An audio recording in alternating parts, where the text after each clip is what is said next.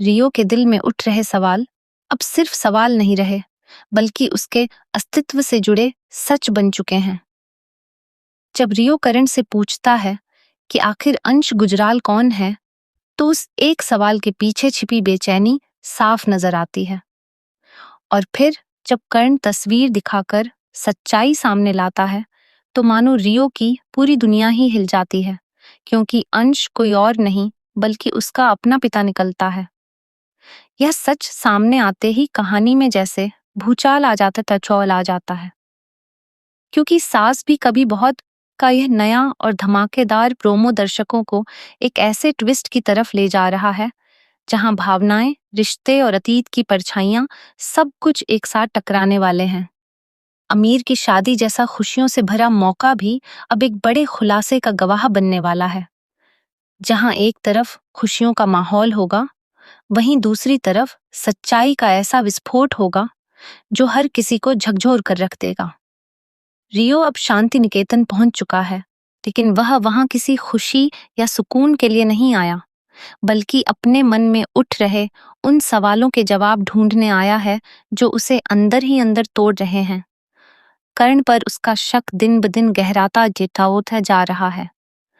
उसे समझ नहीं आ रहा कि आखिर कर्ण इस परिवार से बार बार क्यों मिल रहा है, क्यों वह कुछ बातें छिपा रहा है, और सबसे बड़ा सवाल, उसके असली पिता कौन है। कहानी का सबसे अहम मोड़ तब आता है जब रियो अनजाने में करण और नंदिनी की बातचीत सुन लेता है। यह कोई साधारण बातचीत नहीं होती, बल्कि इसी बातचीत में छिपा होता है वह सच जो रियो की जिंदगी हमेशा के लिए बदलने वाला है। अंश का नाम बार बार सुनकर रियो के मन में शक और गहरा हो जाता है, और फिर जब उसे यह एहसास होता है कि अंश ही उसका असली पिता है, तो उसके पैरों तले जमीन खिसक जाती है।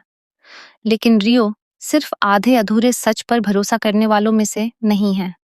वह सच्चाई को पूरी तरह जानना चाहता है। वह खुद करण के मुंह से सुनना चाहता है कि आखिर सच क्या है। उसके सवाल लगातार बढ़ते जाते हैं। अगर अंश उसका पिता है, तो वह कहाँ है? क्या वह जिंदा है? उसकी शक्ल कैसी है? क्या वह रियो जैसा दिखता है? ये सारे सवाल उसके मन में तूफान की तरह उठते हैं और उसे चैन से जीने नहीं देते। कर्ण रियो के इन सवालों को सुनकर अंदर से टूटने लगता है। वह समझ नहीं पाता कि कैसे इस नाजुक सच्चाई को रियो के सामने रखा जाए।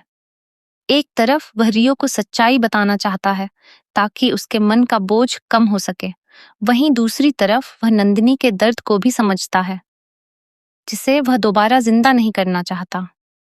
कर्ण के लिए यह स्थिति किसी अग्नि परीक्षा से कम नहीं है। आखिरकार वह पल आता है जब कर्ण रियो को तस्वीर दिखाता है। वह तस्वीर सिर्फ एक इंसान की नहीं, बल्कि एक ऐसे अतीत की होती है जो खून, दर्द और धोखे से भरा हुआ है। रियो उस तस्वीर को लेकर शांति निकेतन पहुंचता है और तुलसी से सीधे सवाल करता है, आखिर उसने उसके पिता की जान क्यों ली? यह सवाल सुनते ही माहौल पूरी तरह बदल जाता है।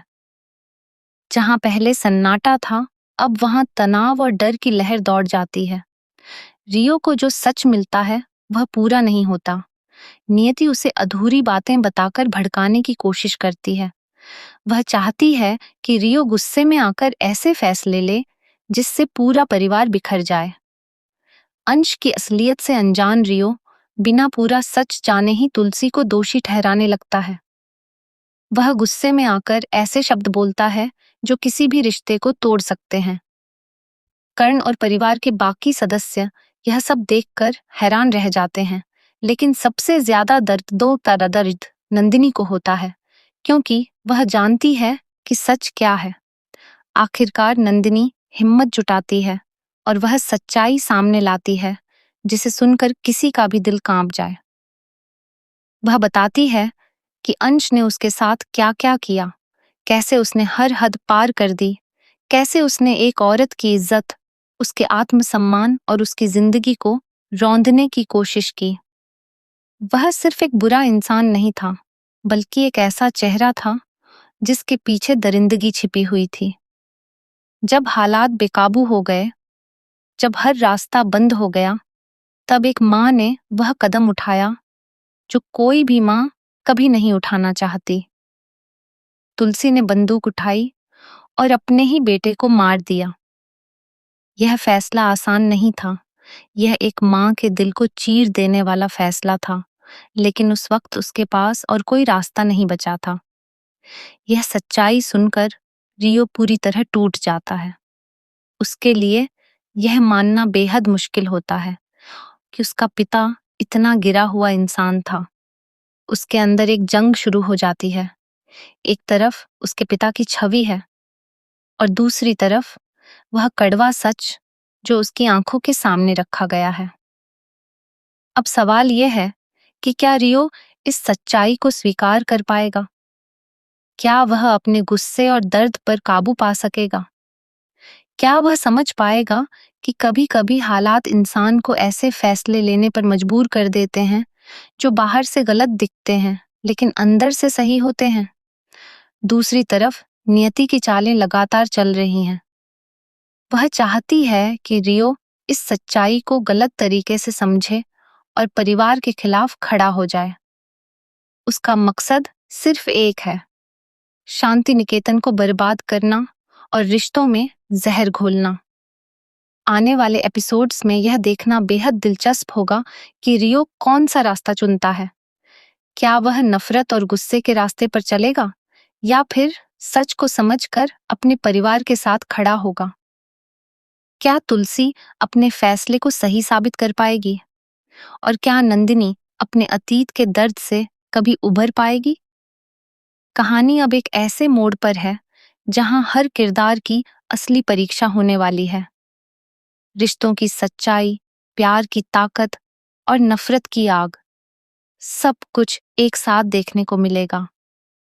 और यही इस ट्विस्ट को इतना खास और दिलचस्प बनाता है कि दर्शक खुद को इससे जोड़ने से रोक नहीं पाएंगे।